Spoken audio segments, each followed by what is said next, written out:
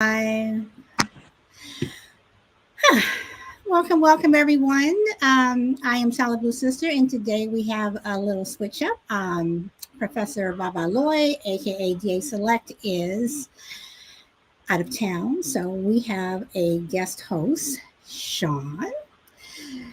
Welcome, Sean, and we have our guest, Crucible, and the topic today is The Little Mermaid and James Bond. Why the uproar if they're black? So, um, hold on one second, guys.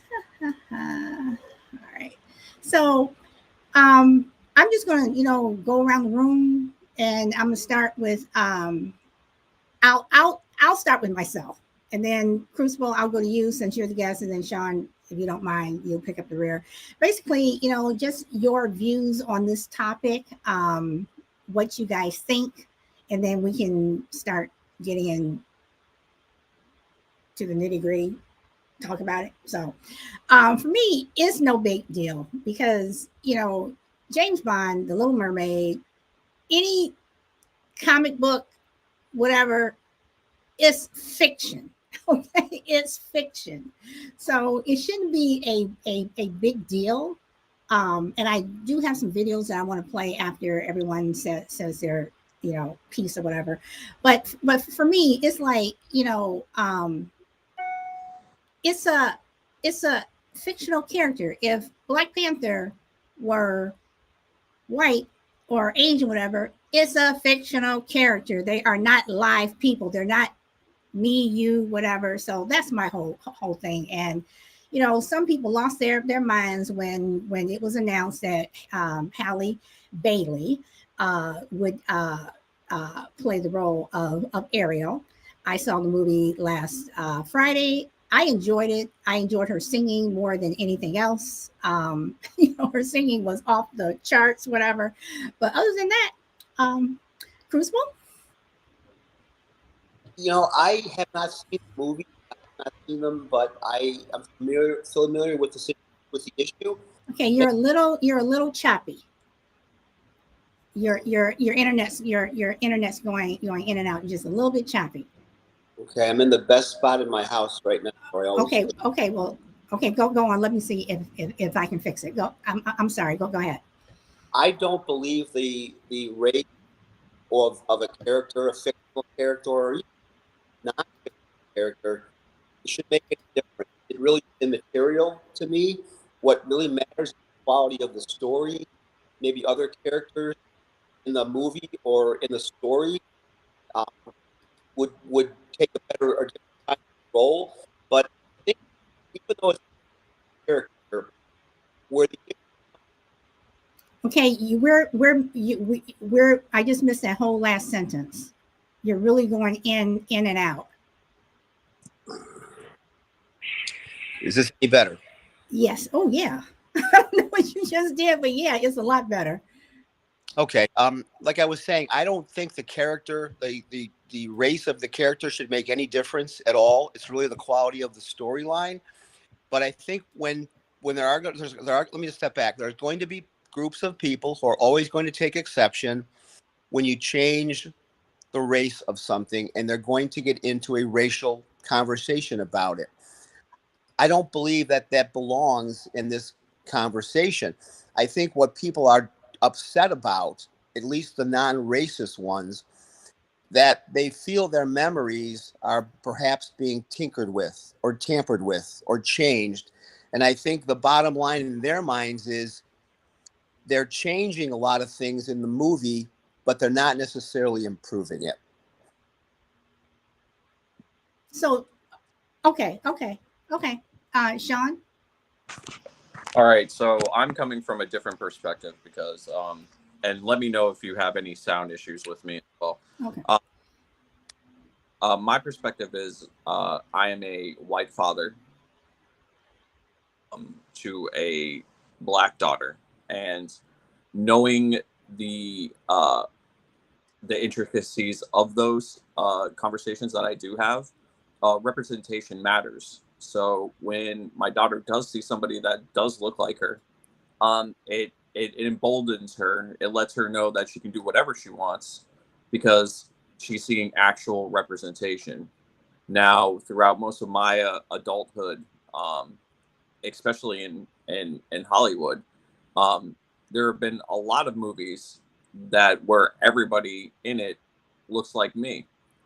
So I do think it's a fresh, like a breath of fresh air to see characters played by people that may not have gotten the look before.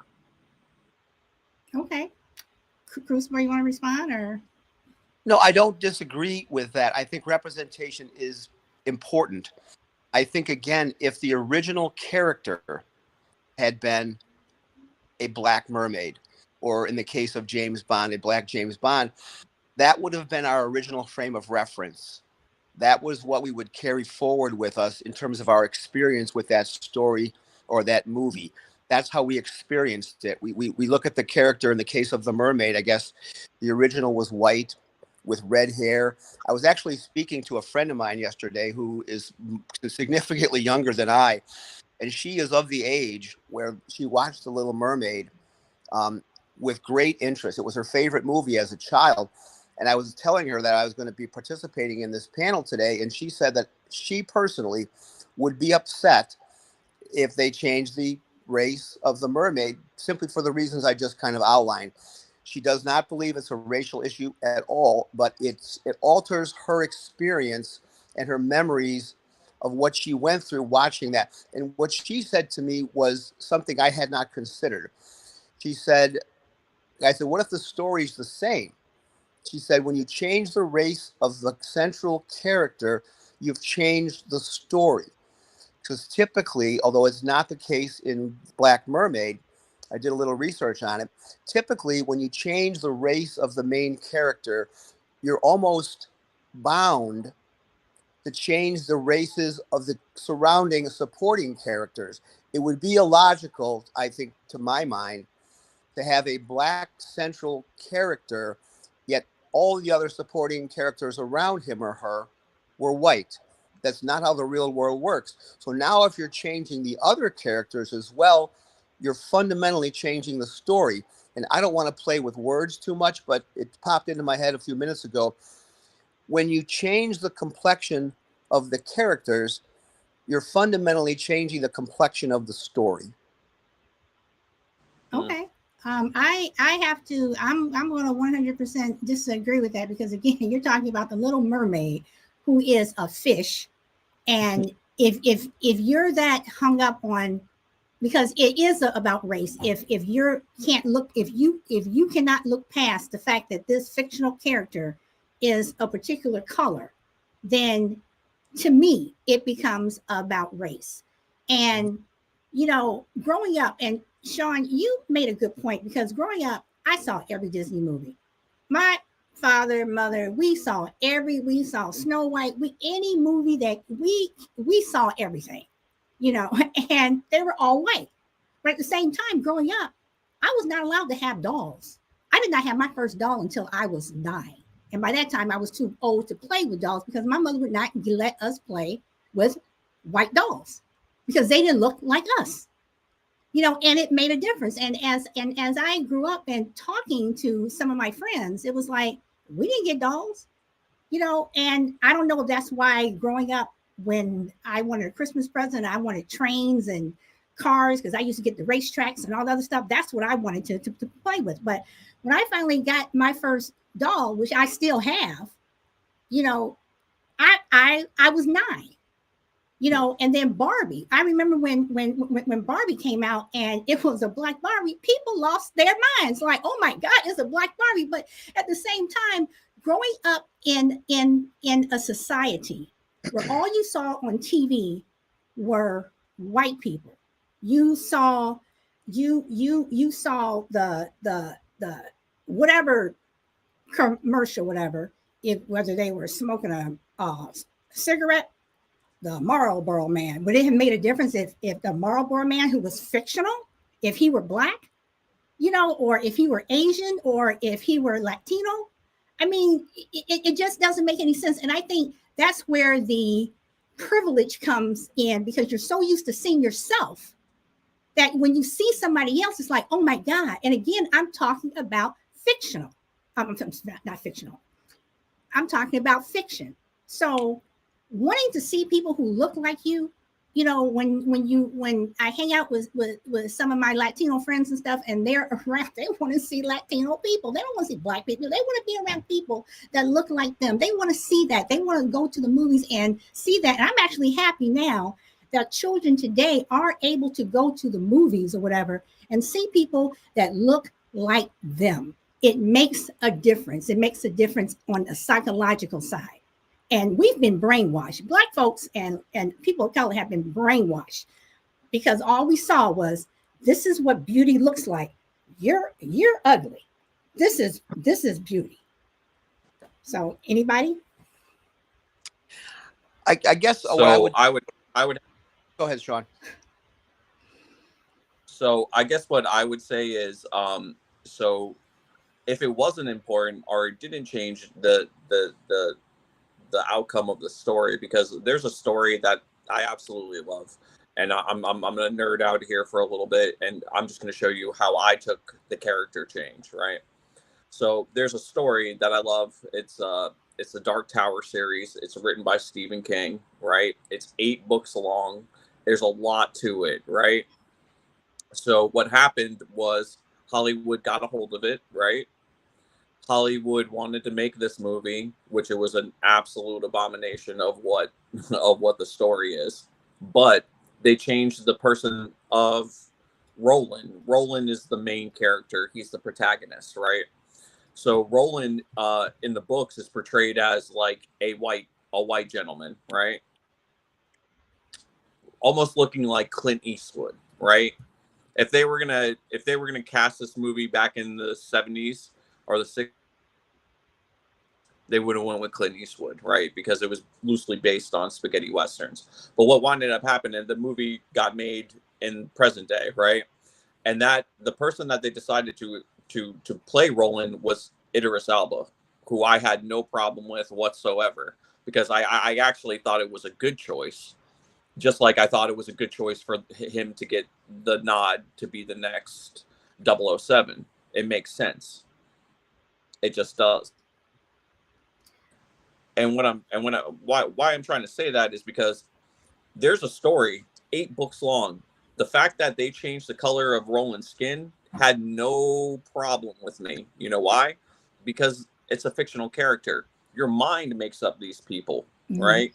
And if your mind makes up these people and all you've ever seen representation wise is other people that look exactly like you, that's basically what you do. You just make these people up. They could have looked like any, but it doesn't really matter because it's just a story. At the end of the day, you're just telling a story. It doesn't matter what lens you see it through, as long as you're getting the story. And I don't think it changes the story. It might make the scenery change, if you get my drift. You might see something that you don't normally see. Because as far as me being a white man, I don't see a bunch of community. And I think that's what you would see if you were to go into these other BIPOC and Black spaces. You would see more community. Okay. Crucible, what were you going to say? Well, ironically, the woman I was referencing, who I spoke to yesterday, was a Latino woman. So it was kind of just that out. But I guess the distinction I was trying to make was, I don't have any problem, and I don't think most people have any problem introducing Black fictional characters into original content. The Black Panther is a perfect example. I personally have no interest in seeing the White Panther. It changes the story. What is a White Panther anyway? But it's not. But it's not a White Panther. Black Panther is just. Again, it's not. He's. I know. Okay. I'm sorry. Go ahead. I'm drawing a line between existing material, which is already established, and you're not changing the story. You are changing the story, in my opinion. Are you fundamentally altering it? Perhaps not. You're altering people's memories. You're altering people's experiences. So I guess you're going to make a certain segment of the population feel good. As Sean referenced and you referenced, identification, inclusion, is important. You want to look at a screen and see people that you can relate to. I'm not diminishing that at all. I'm saying to go back and rewrite a fictional character for purposes of possible aggrandizement towards a certain segment of the community, again, I think is much ado about what are we really trying to accomplish here? And couldn't we accomplish the same thing by simply introducing new Black fictional characters, original characters, and we wouldn't be having this conversation because people would accept them, especially in 2023. People would accept them because that was their original frame of reference. But and that's who what is forward?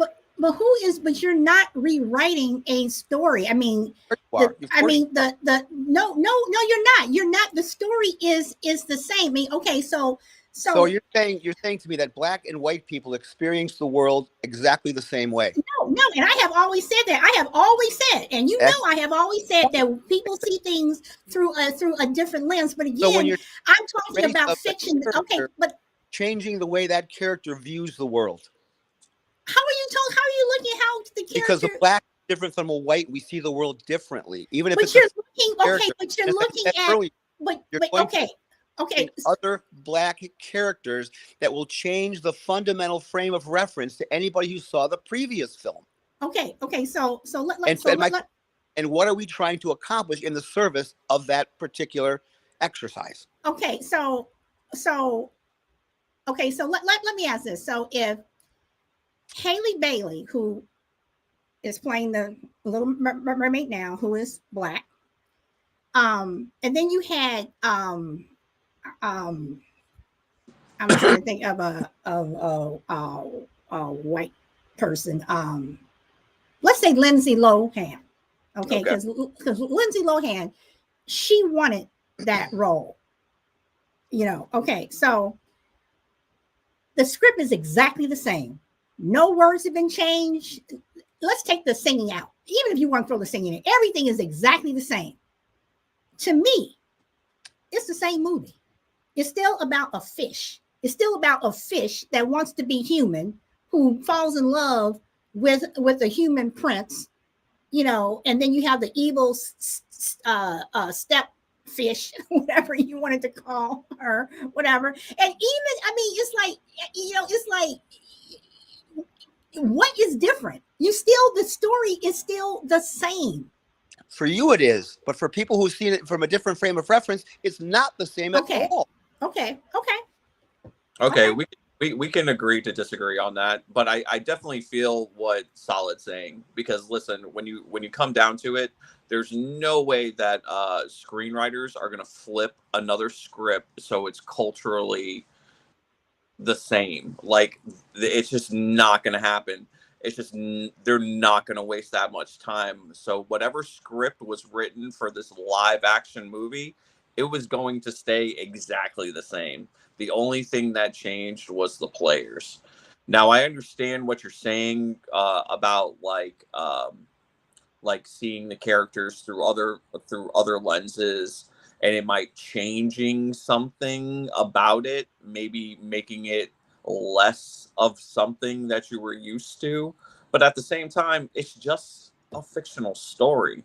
Really, you can make these people all look, you know, orange if you wanted to. But that's not what they did. They took this route. And I think it matters, because now what you're seeing is this young woman, right? Haley Bailey, right? We can at least all admit that it is a juggernaut. It has done way more as far as like gross in sales than the original cartoon movie ever did. Like it's crushed it 2 times over. That's how good the movie is done. And when you see this young lady walking through Disney, and a little Black girl sees her and clenches onto her and is emotional, is because it mattered. It did matter, because now all these young little Black girls get to see a Black mermaid and they feel represented. So, I mean, either way, I think it's a good thing, because It does. It allows other kids who don't see themselves represented in media as much seeing themselves there.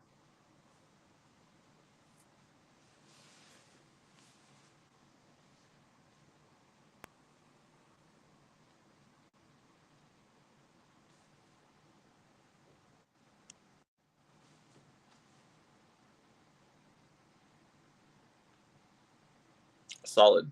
Is everything good? Can't hear her. We can't hear you. Oh, sorry, I accidentally muted myself. Okay, so I just wanted to read what Haley Bailey said. She says, in response to the racist backlash to her being cast as Ariel, she said, as a Black person, you expect it, and it's not really a shock anymore. And I'm just reading the caption that's up under the photo in case people could not read that. And I mean, and that's true. I mean, there are some things it's like, okay, what else? What else? You know, it's, I mean, it becomes, you know, where it isn't a shock. And even for just to flip it over to Idris Elba, that hasn't even been determined. If he, you know, it's something that, you know, they said if they had a, you know, Black James Bond, Idris Elba would be the first choice. He even said he didn't even know if he would take it or not. But one of the first things that people said about him was he's too street to play James Bond. What does that mean? Is that AKA he's too ghetto? You know, but then again, if you look at Idris Elba and his movies, did you just see the movie where he was playing that particular character?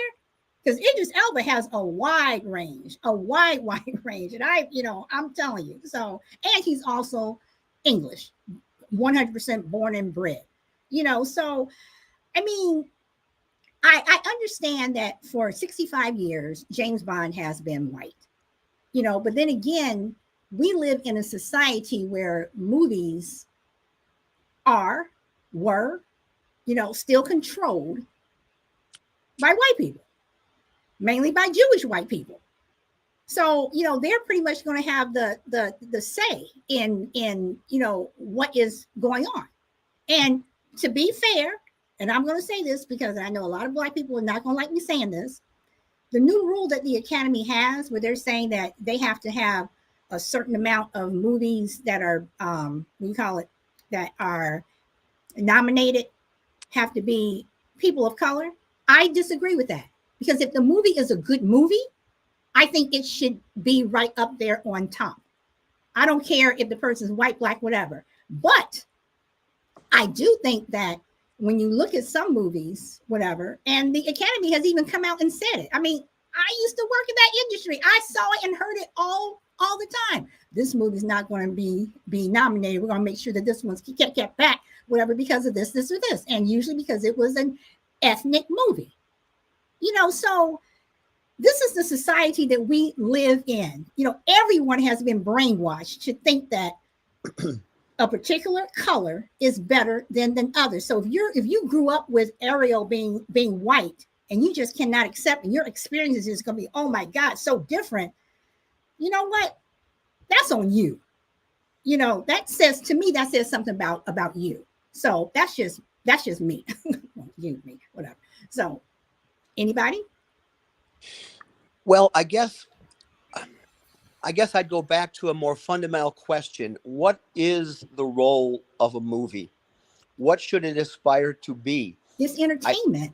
Correct. Thank you. And I think any social issues should be secondary considerations. I don't believe the primary goal or aspiration of a movie should be inclusion or representation. I think that should be a secondary issue. And believe me, for the record, I could give a flying fig about the race of any of these characters.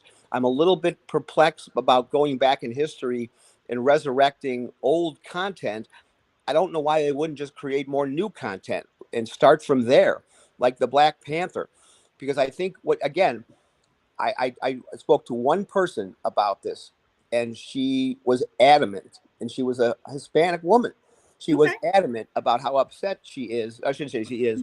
She said, I would be, if I were a child and I had to watch the movie again, and they were fundamentally altering the way I experienced it the first time. So I don't get hung up on those kinds of things. I don't watch movies anyway, but even if I did, it is just a character, whether it's a fictional character or a non-fictional character. It's just a movie. But again, is that the aspirational intent of a movie, to provide a representative feeling and a feeling of inclusion? I don't know, when we get out of bed in the morning as producers in Hollywood, that's job number one in our minds. Okay, so let me just share these clips really fast. Let's see. I'm sorry, every time I do this, I want to make sure I get it right. Okay, so this is the first one. Okay.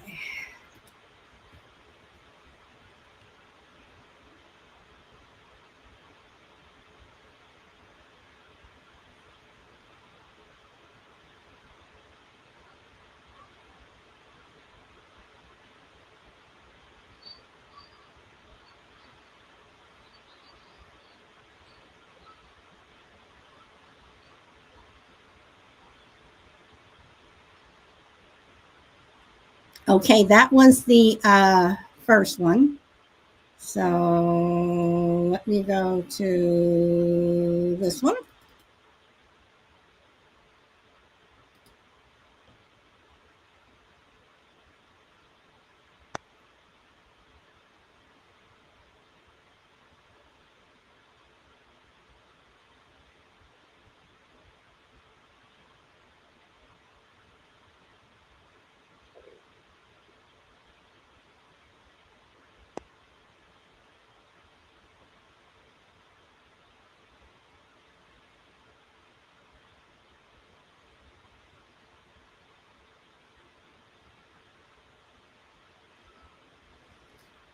Okay, and let me get this other one. So, and I also want to note on there that, oh shoot, I didn't even do that. I also want to note on there that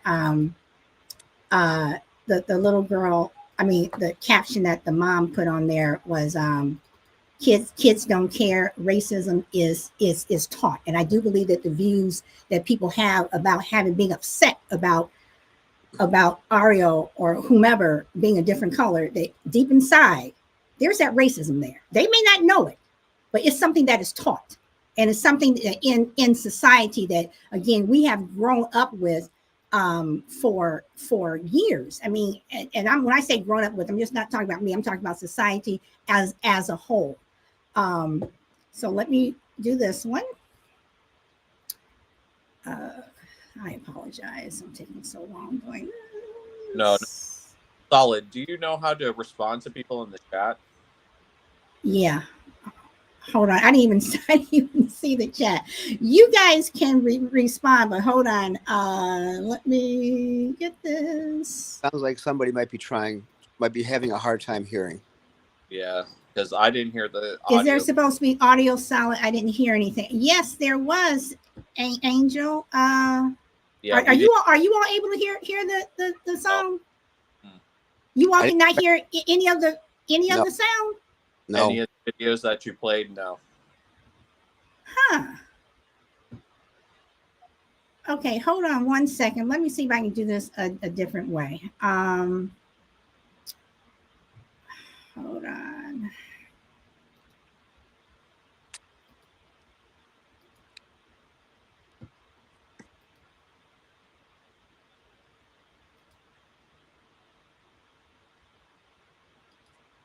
Okay, can you guys hear this one? Now tell me if you guys can hear this. Okay. Nothing. Can you hear it? No. How come everybody could hear it last week, but then y'all can't hear it this week? I do not know.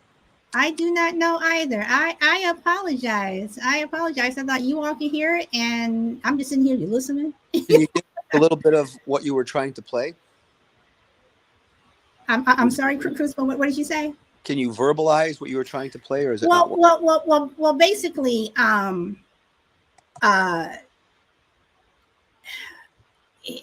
I mean, I can verbalize it, but it's so much better if you all can hear it. And I honestly don't know why you all are not able to hear that. Okay.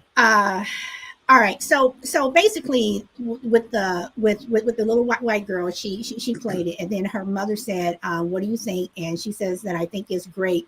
You know, she loves the way she looks. That she still loves her, and Ariel is still her favorite. And then at the end of the video, you saw that racism is taught, whatever. And then for the first video I played with all of the black children, they were just like, oh my gosh, she's black. She looks like me. So the other ones that I wanted to play were this white guy who was talking about another video in with a white guy who's in a black face during a parody of the children saying she looks like me, which to me, again, you have white people who still do it to this day. You know, there are suits out there, lawsuits against schools, you know, with white kids coming to school in blackface, you know, saying racist things, but it's just a joke. See, it's always a joke when you get called out. You know, dang, I'm sorry that you guys couldn't hear this. But again, it's like I just go back to it being a character, because if you're going to get that upset and that, you know, emotional, or that, you know, well, I'm just, you know, I don't like this is, you know, I have to go back and look at it, you know, like what your friend said, you know, that the experience would be different and she wouldn't like, you know, to me, what does that say about you? Well, even if you were a black person saying it, what does that say about you? What does that say about you as a person? You know, I think you're probing a little bit deep there. I think it's people, they like what they like. They like what they're familiar with. We all like what we're familiar with. People don't like change. I think that's not a racist attribute or quality. I think it's a very fundamental one. I don't like change. I don't like change at all in any aspect of my life. And that goes back to the time I was 7 years old and my family sold our station wagon. I cried for a week. I did not want a new car. So I think people are wedded to their frames of reference. They're wedded to their preferences, and they're wedded to what's familiar to them. And when you introduce something different, it's going to catch them off guard. Now, I'm not denying there's a pocket of people who are racist about these things, but I don't remember reading or hearing anything regarding Black Mermaid that there was a groundswell in this country of people storming these theaters saying, take that off the screen. We can't have a black character. I think it's a kerfluffle. I don't think it's as big a deal as maybe people are making it out to be. It's just what people prefer. And if we started out with a black character, with the Black Mermaid, and then we came along with a white one later, it's reasonable to expect that black people would not take to it particularly positively, because now you're screwing with their memories. A lot of it is just what got there first. That's what people cling to, and they don't like to see it changed without being improved. Oh, okay. And Angel says, that's not a true statement. Change happens every day. So let's try and find another way to say that we're not okay with Ariel being black. So, you know, Crucible, what you just said about people don't like change. Again, we can go back to way back when, because people don't like change, you know, and when change happens, people lose their damn minds. You know, people don't like, you know, this country is changing. It has been. But again, you have the privilege who don't want that change. They want to keep everything the way it is. But change does happen. So you have a country, you have a world, but I'm just going to stick here in the US, where more and more you see you go into the stores, the person behind you may be speaking Spanish, or, you know, where I am, you know, I hear a lot of people speaking Chinese, Korean, Asian, you know, whatever. Shouldn't that be reflected? Whether it's an old story or a new story, can't it can't that be reflected so people see things when they walk out the door and see things and people that look like them? Because people who cling to that, I don't want change and I don't like it. What are you exactly saying? Because this world, like I said, there are just so many different people in this world, in this country, that, you know, constantly you hear, speak English, you're in America, speak English. But those same people go overseas. You don't speak English? You know, I mean, like, we're supposed to speak English in France. We're supposed, you know, they're supposed to accommodate us. The world doesn't work like that. The world is changing and people do not like it. They want to keep things the way they are. And the way they are may have been good for one group of people, but it wasn't good for other people. I'm done. Anybody want to? I'm looking at some of these comments. I was reading the chat going on there. Okay, let's see. Angel saying a lot today. She says it's a big deal because your community has an issue with fictional creatures being Black, Latino, X, anything else but white. That's the problem. It shouldn't be an issue that Ariel is Black.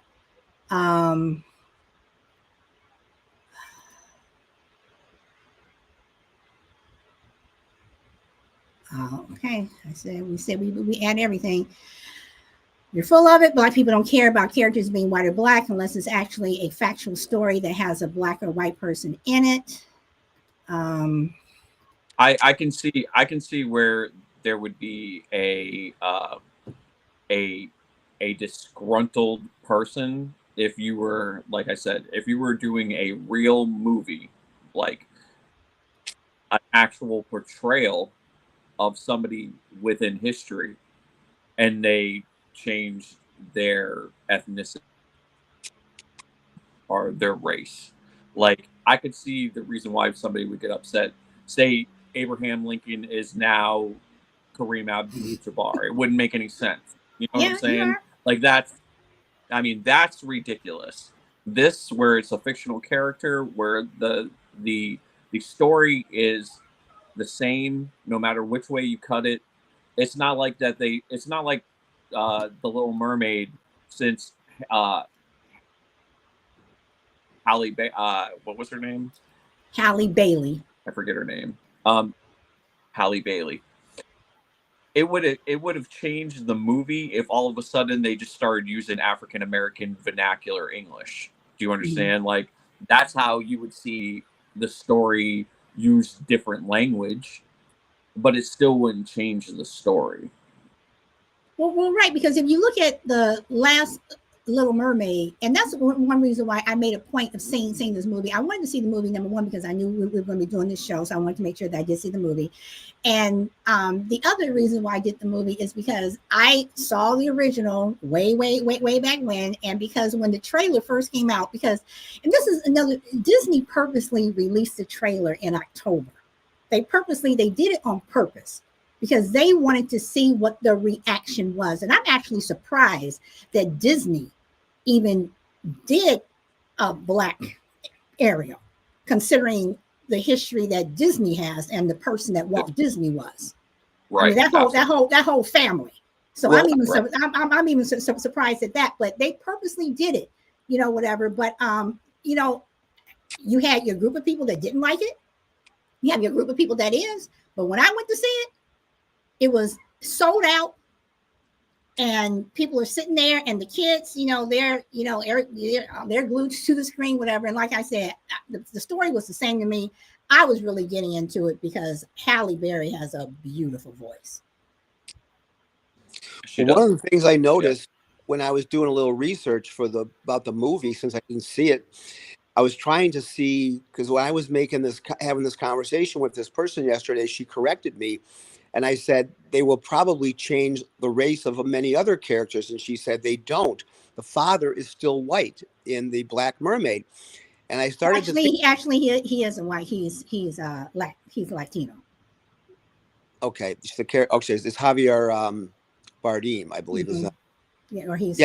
Is Is that too much change, or why did they stop at not making her father black as well. I just was wondering, is that a cultural decision, or is it too much change too fast? Why only change one character? Why not change? If you're going to tell it from a black perspective, but it's not being told from a black then why perspective. change But the it's character? not being okay. But see, that's where I think that you're getting it wrong. Well, It's here's not the a question. black perspective.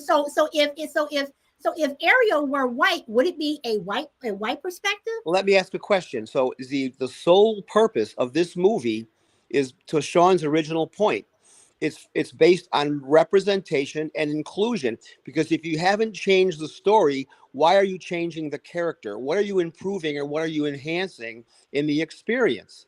I don't think that you're enhancing or improving anything necessarily. I think it's just the fact that they said, you know what, we have a lot of people out there who are people of color, and our movies, you know, it should represent everyone. So so my question is, what is the big deal? And I'm gonna, There is and no I'm big gonna, deal. right. So why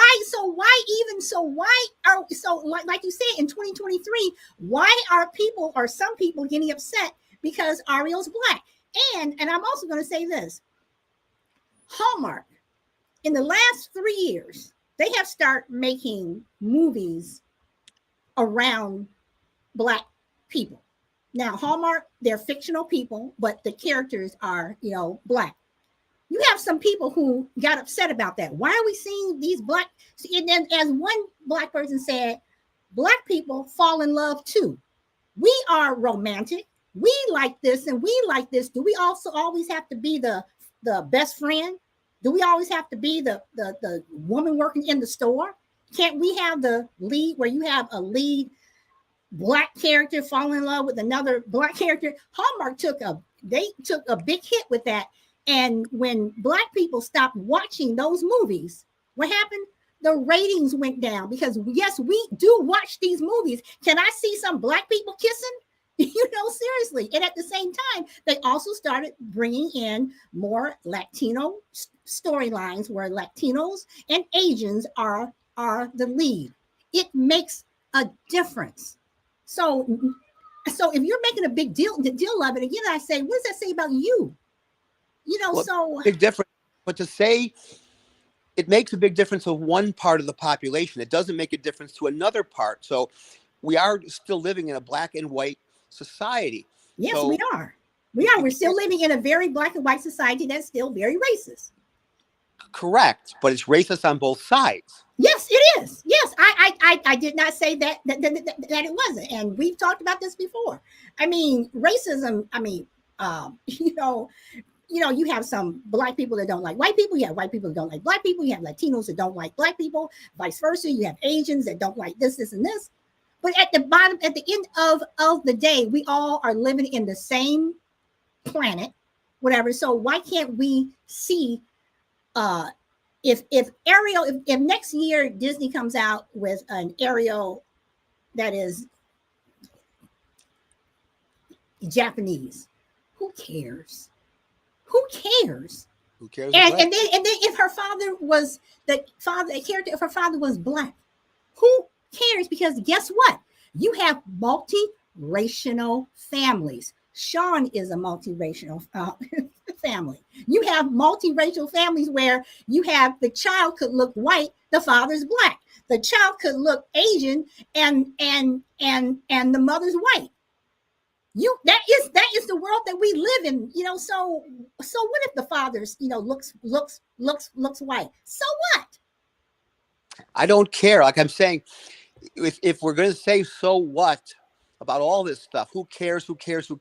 Why are we remaking the movies in the first place? There is an agenda here. And if the agenda, and I don't mean that in a pejorative way, if that agenda is for inclusion and for representation, I'm okay with that. I question that that's a motivation to make a movie, but if that's what we're going for, I'm okay with it. Let's be upfront about it and say that's what it is, because I don't, in my view, and from people I've talked to who've seen the movie, they don't believe there's been a fundamental improvement, but there's been lots of changes. And it's like, go back to the days. Okay, but you keep saying an improvement on what? It's just a storyline about a fish. Then why redo it? okay, well then, okay, then in that case, Well, why redo any movie? Yeah. Why are Thank we you. That's a good question. redoing any movie that is out there? Why we redo The shouldn't. Sound of Music or whatever? Why redo any movie? I mean, You're preaching to the choir. We shouldn't redo movies at all. I don't think sequels should be made at all. Hey, and I didn't say a sequel. I said a redo. So I'm sorry, Sean. Go ahead. so I definitely want to bring this up, like, real quick. In this country, we can be racist if you look like me, but when it comes to other people, black people, BIPOC people, they can be prejudiced. They can't be racist because they don't hold any power over anybody. So that's something that is inherently white racism. They can be prejudiced, but there cannot be racist. Like, I would never call Solid a racist. She could be prejudiced, but she would never be racist. So I just want to point that out because there is a stark difference between those things. Also, we could always, if you guys don't mind, you could always hear the perspective of my daughter and what she thinks of it, if you're okay with that. That's up to you if you want to. Because yeah. I think she would probably be able to give you a more raw, more probably a different perspective than I could give you, because I'm watching it through the lens of her eyes, and I can only give you what I think when I see her react to things. So maybe it would be better to, like, hear it from an actual child who is growing up in this era, who is actually seeing representation in cinema. Okay, if you're okay with that as the parent, that is up to you. Hold on, I just got to make she's that she's up for it. Okay. Yeah. Okay. See, you putting her on the spot. All right. So, Crucible, you want to add anything, or we just want to wait for Sean, or? Yeah, I guess I want to be clear that I'm not coming at this from an anti-change perspective. I'm okay with change, but I think when we change something, I was about to make a reference to the days when we introduced, goes back forever now, the new Coke. And there was quite a bit of backlash about that. And I remember the sentiment being overwhelmingly, why are we tampering with something that seems to be okay right now? Why are we changing it for the sake of change? What people thought they did with Coke was they changed it for the sake of change without improving it. So I think that that's what my own personal philosophy is.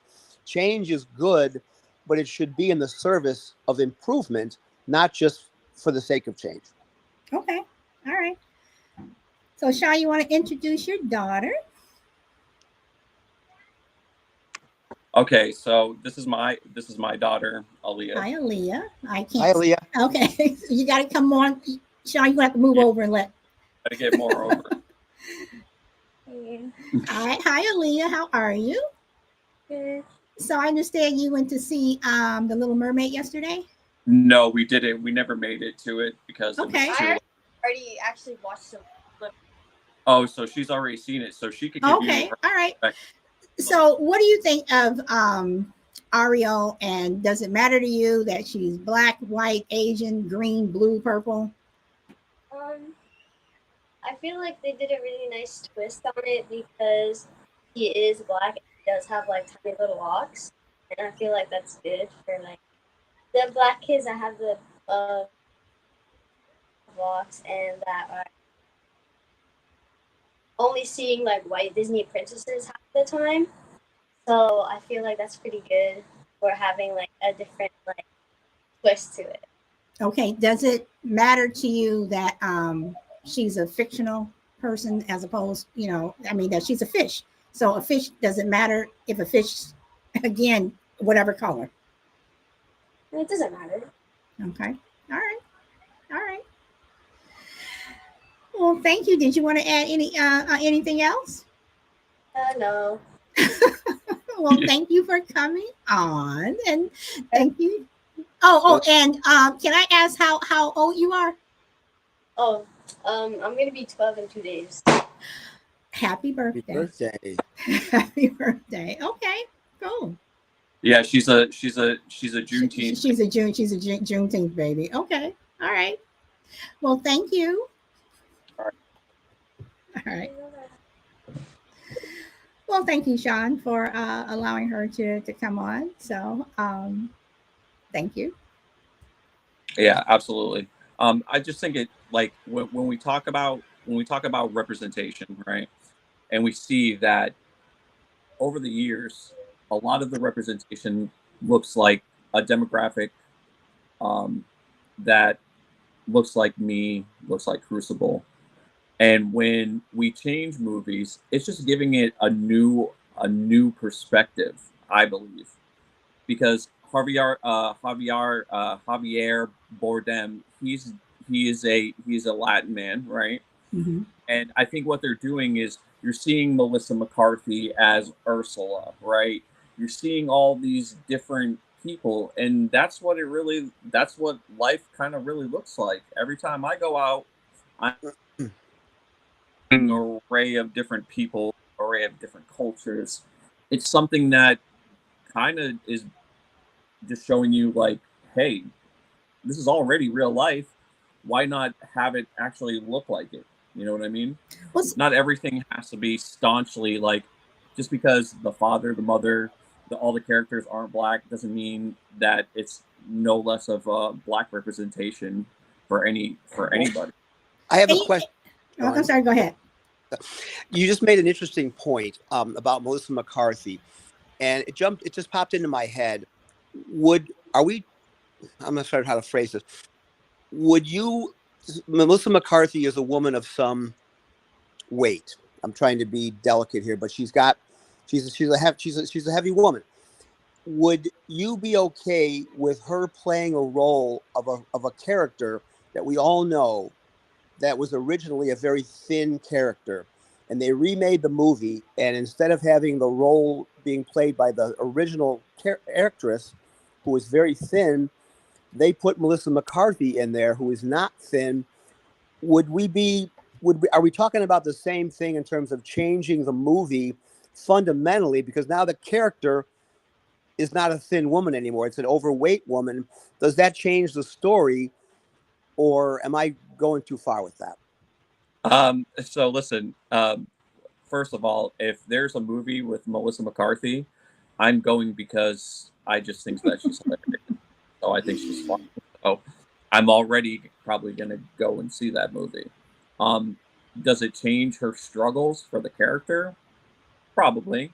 You're probably going to see some things that you weren't going to see with the skinny version. But at the end of the day, what does it matter? It doesn't. Okay, but Sean, but I want to say that Melissa McCarthy has not been heavy in quite some time. She has lost a lot of weight. So she is not the Melissa McCarthy that a lot of people don't think she is. And I am with you, Sean. And I can say, knowing her, because I do, and like you said, I would see Melissa McCarthy if she stood on a corner with a hamburger, waving it for 2 hours. She would do it, and I am a Melissa McCarthy fan. But I mean, but even still, because Crucible, you just made a point, because all through years, all we've seen are these skinny white girls who, this is what, until I remember when, is it Vanity Fair that does the bras and everything? Is it Vanity Fair? Victoria's Secret? Victoria's Secret. Okay. When Victoria's Secret brought in black models, people went crazy. Why do we have to have black models? I mean, it's like, excuse me. So you're saying that black models are Latino models, always looking at these skinny white girls? And that's all we saw. So now people like, well, they're heavy or they're that. And that's, now you see models that are heavier, because guess what? The average size in the store for women is a size 12 and 14. It's not a size 2. Most of the guys that I knew when they introduced Hispanic or Latino or African American women into the Victoria's Secrets thing, man, they lost their minds in a really good way. Trust me, they did not have a problem. No, well, I was happy that day happened. but there were a lot of people when that first came out. There was a lot of backlash, and then when Victoria's Secret started putting heavier women, because the bottom line is for Victoria's Secret and a lot of these other stores, they want to sell, and the majority of people who are buying are not skinny people. They are people who are bigger size. Yep. So it's like, but again, we've been conditioned to think that a certain look is beautiful. Everything else bad. This good. And that's how this country is. This is the problem with this country. They only, it's like you don't want change because change means that you may lose some of your power. You may lose some of this, whatever. Sure. So very much behind it. Because, I see privilege and I hear privilege all the time, and it makes me sick. So I think one of the things that people fear in this world more than anything, if you have it, is a loss of power, is a loss of control. I think it's a human reaction. I'm not defending it, excusing it, or condoning it. But pick a group of people in history, here, across the world, whenever their power or control has been threatened, they resort to some very irrational and very desperate behavior. Again, I'm not excusing it at all, but people, more than even liberty itself is power. They're deathly afraid of losing power, and they react very poorly when that prospect is presented. Yes, and usually the people who are afraid of that mostly are people of privilege. And there's one group that has privilege. I don't care if they're poor. That privilege is always there. It is always there. So again, to go back to the Little Mermaid and James Bond, whatever, the fact that you have the gall to be upset. The fact that and that privilege that you see when these Karens when they act out, that you have the gall to get upset because I'm driving through your neighborhood, or what are you doing here? There, and Sean and I appreciate the fact that I guess you see it from a different lens because of your daughter. So Absolutely. I want to ask this. You don't have to answer me because I'm getting personal. You don't have to answer whatever, but do you ever see things that not necessarily Black people, but people of color see? You see it through your daughter's eyes. You know what I mean? Like it may not happen to you, but it happened to her.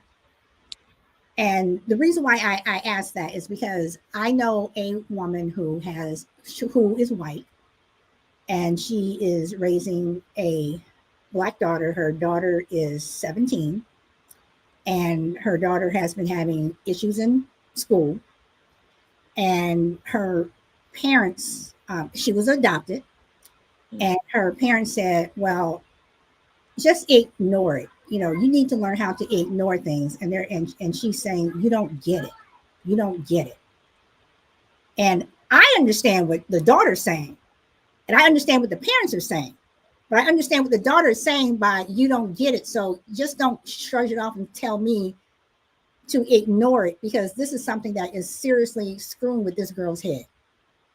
And having been through that, through schools and jobs that I've been on, it messes with you. So you understand what I'm asking you, or? So I think what you're asking me is like, since I do have a daughter, and she is, and I always say this because she's told me that she wants to consider this. She is a Black girl, because when she walks out the house and she's looked at other people in society, there's no mistaking that she is Black. So what I see through her is subjective, but it's also through eyes of an anti-racist on top of it, because this is what I do. I'm an anti-racist 100% of the time. I don't take any days off. I don't look for compliments or handouts or cookies or anything like that. So I understand that when she goes out into the world and she's going to face really tough subjects, we always talk about them, always. And I always ask her how she feels about it, because it matters to me. And just like anybody, child, and they're raising their child, and they want to make sure that they're having open dialogue to keep that communication open, because really that's the only thing that parents have, is that open communication. If you don't have that, or kind of retracts, kind of pulls away from you, then you're losing some stuff that they're probably dealing with. So I totally understand what you're saying, because that young Black woman is saying, no, don't get it, because you don't have to deal with it the way that I'm dealing with it on an everyday level. Like, you don't get it. Do you ever worry about your daughter? All the time. Do you worry about her more because she's a child of color as opposed to if she were white? 100%. Because I live in the state of Florida, right? And in the state of Florida, yeah, exactly. You know anything about my state, it's become it's become a place that is very hard to operate in if you want to be proud and you want to be proud to be Black. It doesn't make it easy for you. Matter of fact, every third Monday on I'm sorry, you are chopping up. You said every third Monday. So every third Monday, I'm going to City Hall meeting to make sure that they're not banning books and that they're keeping them in our libraries. So there are things that are happening here that, yeah, makes me absolutely nervous. Not only that, July 1st is when my state becomes a open carry state, where you don't need any training or any licenses to possess a firearm. So I'm pretty nervous about that, because if you know anything about Florida, we don't tend to handle conflicts well. We kind of just react. So yeah, I'm nervous about that, because she's always going to be, will always be a young Black woman. Okay. Crucible, did you want to add anything? Not to that, no. Okay.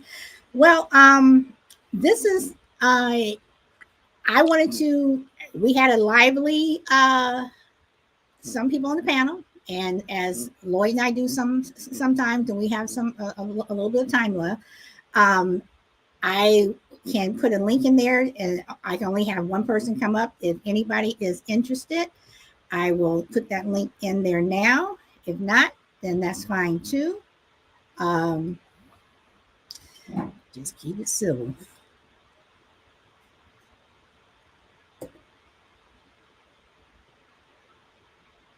There we go. So if anybody wants to pop on, but I mean, for me, I'm just so sick of. I mean, I have just gotten to the point. I mean, in all my years and stuff, honestly, I'm sick of it.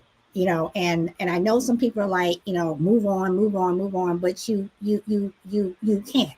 I mean, you have Germany just announced 2 days ago that in 2024 they will be giving over $1 billion back to Holocaust survivors and their families.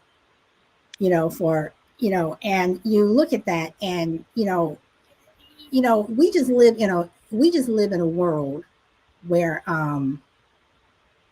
again, I'm sick of it, because I know what I see, I know what I hear.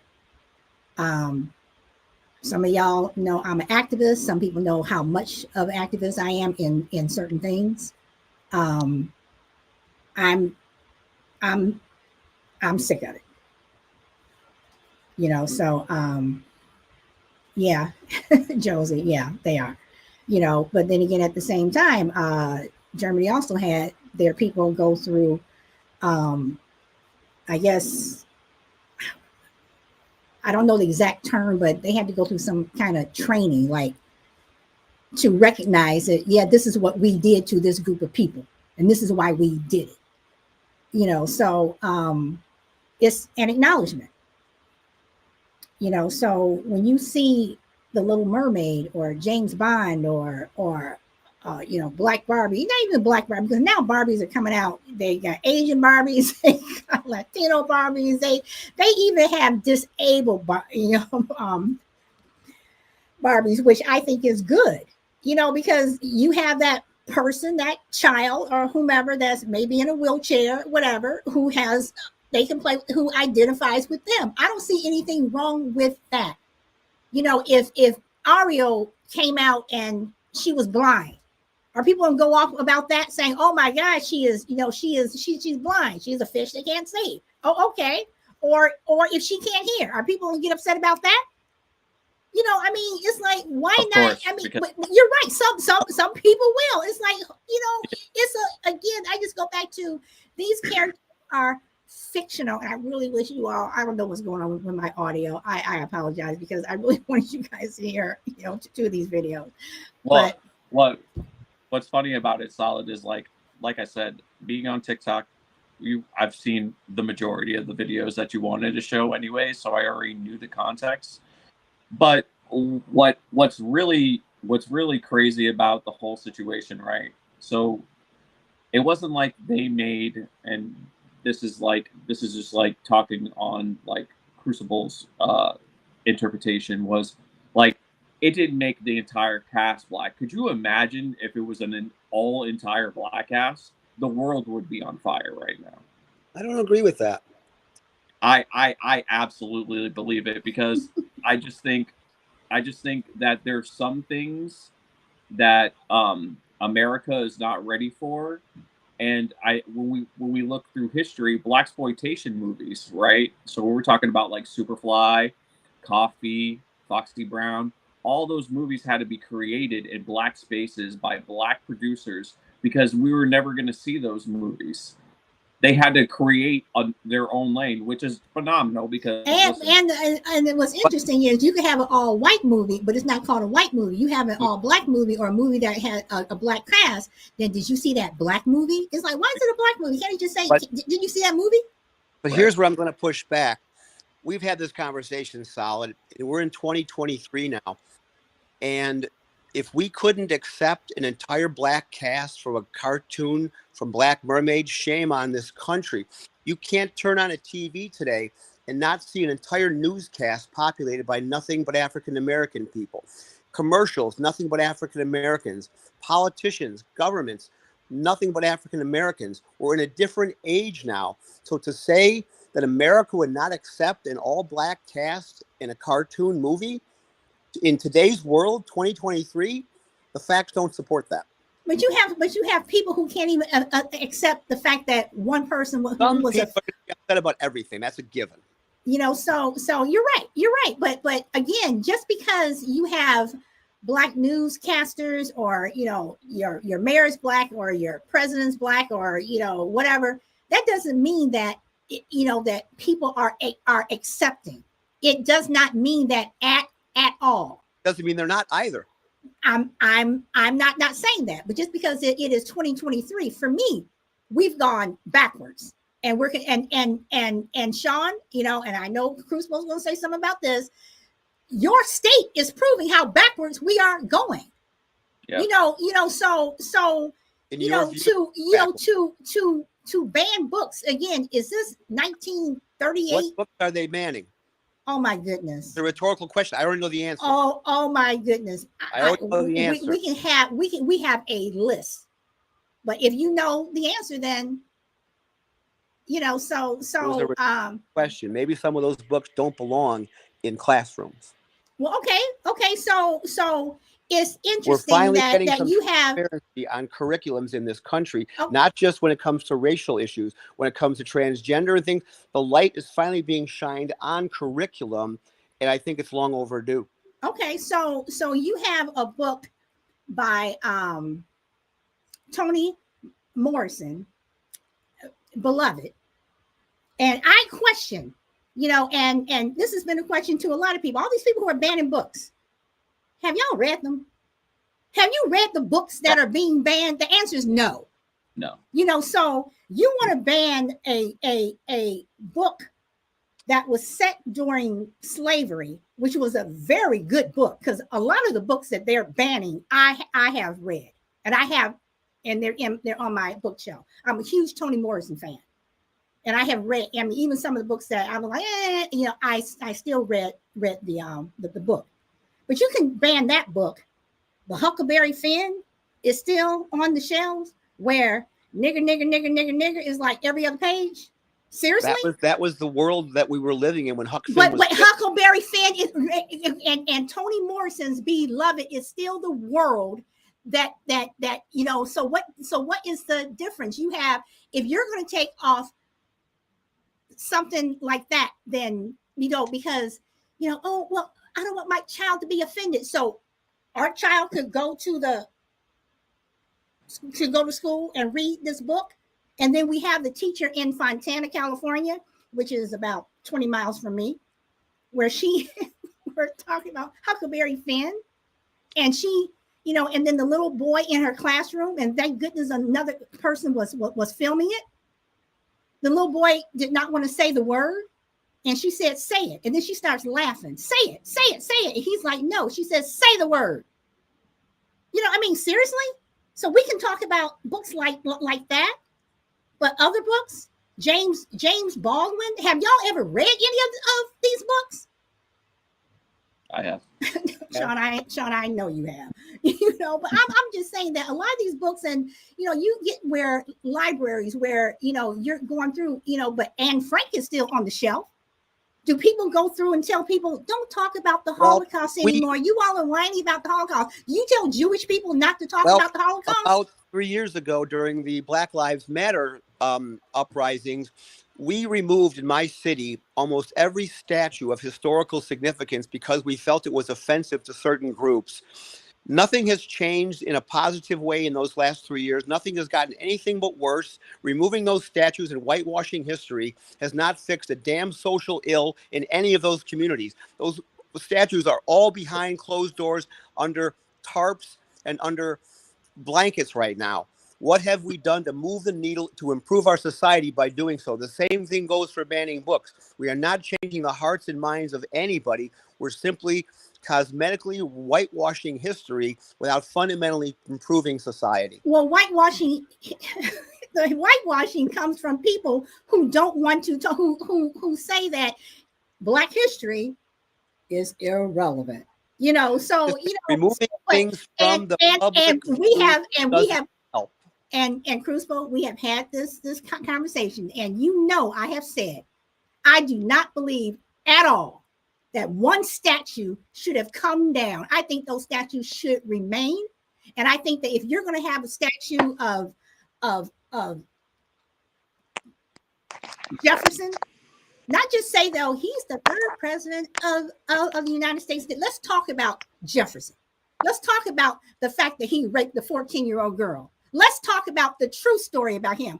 Christopher Columbus. I don't believe that you should take his statue down. Have the statues up, but tell the full story. Don't whitewash it. Tell the full story about who these people were. We should tell the full story about every history. Absolutely. People. Whitewashing is called censorship. And exactly, and that is what is going on today. Whitewashing, because you have a group of people who are so afraid of acknowledging that this stuff happened. Because see, the thing about America, and y'all, I know that I'm on my little rant right now. The thing about America is America was built on the foundation of racism. And you cannot talk about one thing, about a good thing, without talking about a bad thing. You can't talk about a bad thing without, well, yeah, that happened, that was bad, but look at the good. They're intertwined. You have to talk about everything. I don't care if the person is black, white, whatever. They say things about Martin Luther King and what have you. Talk about everything. If you're going to talk about somebody, say everything about whomever it is. And I have always said that. Anybody who says that I didn't is not telling the truth. Sean, Crucible. Got nothing. Oh, let's see. Huckleberry Finn is still in school, especially in Texas. If you don't know the facts, then maybe you shouldn't be speaking. Okay. Let's see. The Catcher in the Rye doesn't belong in classrooms. It's been banned. I read The Catcher in the Rye. I have read, I've read most of these books that have showed up in this chat. To Kill a Mockingbird, that was a book and a movie I had to watch in school, which it's a great story. Don't get me wrong. Of Mice and Men is another book that I read, which is wild. It's a good book. Great book. The Grapes of Wrath is another book that I read. Great book. I read Fahrenheit 461. I think that's Ray Bradbury. I read also The Animal Farm, 1984. Those are both Orwell books. So a lot of these books that are being banned right now are talking about, most of them are being banned because they're talking about sexuality, right? And it's funny that that you bring up sexuality and gender and things of that nature, because me being who I am, we've had these conversations, right? We've had these conversations about sex, the LGBTQ plus community. She is already so far ahead of what I was when I was a kid that I'm okay with that. You know why? Because she knows that nothing is being pushed on her. She knows that when she sees people in not heterosexual relationships, that it's okay to love whoever you want to love. Now, if you are upset that these books are in the library where they should be, because listen, at the end of the day, nobody's forcing you to read these books. These books are just there, right? But if you want to take them out, fine. But there's always going to be a way to get your hands on books, right? At least that's what I'm trying to promote down here. If there's a book that's on a banned list down here, go and buy it. I tell everybody, if you're upset about books being banned and you don't want them to be banned, go and buy them. Go and support them. If that's what you want to do that. But at the end of the day, listen, we should be able to consume whatever we want to consume, right? As long as we're not being forced to do so, who does it hurt? Well, I will say this, that in terms of, books in school, if you don't want your child to read that book, tell the teacher your child can't participate. I don't like the fact that in Florida, the governor has, made it a law that people like Rosa Parks, and other Black people their race cannot be told. So on a flashcard for Rosa Parks and in the books, it just says, Rosa Parks got arrested. She wouldn't give up her seat on the bus. Okay, that's fine. Why wouldn't she give up her seat on the bus? Why was she arrested? She was arrested because she was a Black woman who would not give up her seat to a Black man. Why are you going to take out and the problem that I have with that is I feel that in that case, my child or my granddaughter or my friend's kid, whomever, should not have to participate in that class. And I'm to the point now where if it's history at all, no matter where you're in California, Florida, wherever, history should be an elective, because it's come to the point where it's picking and choosing what you want to hear. And what one mother, I was looking at this TikTok the other day, and well, not the other day, probably about a couple months ago, and the mother said that she is removing her daughter from history class because when her daughter takes tests, she's getting the answers wrong because the teacher is not teaching it correctly. It's like, well, no, you're not talking about what really happened. And she knows what really happened. And the teacher's like, well, I can't teach you like that. And the mother's like, well, I'm not going to have you teach what is wrong. And I'm not going to have my daughter get F's because, so you understand what I'm saying? So now I'm to the point where history should just be an elective. If you want your kid to go and learn about George Washington being the first president of the United States, then let them sit in class. But if there's things in there that you don't like as a parent, no matter what color you are, no matter what your child is, if they're learning about transgender that day or whatever, just pull your kid out of class. Because at this point, I think if you're able, everybody should be just homeschool their kids and teach them however they want, because it's a mess. So. Well, since I'm the only parent on the panel that actually probably has kids that are in school, I'm just going to say this. If my daughter wants to know anything, guess what? I'd let her know whatever it is that she wants to know. No, there is no soft take that I take with her. So if she wants to learn about something and she's asking me, hey, I want to know more about this, then I give her the proper tools necessary for her to learn these things. Listen, when I asked my daughter just about this year, right, in February, Black History Month, right, said, what did you learn in school about Black history? And you know what she said? Nothing that they didn't teach me that you taught me was taught there. So I guess it doesn't matter. Well, I can just say that I had two parents, a mother especially, who made sure that my sister and I knew where we came from. It was important in our house to listen to the stories. So whenever my grandmother would tell a story about way back when, and my sister and I are like, not again. As an adult, I'm glad that she did. I'm glad that I do.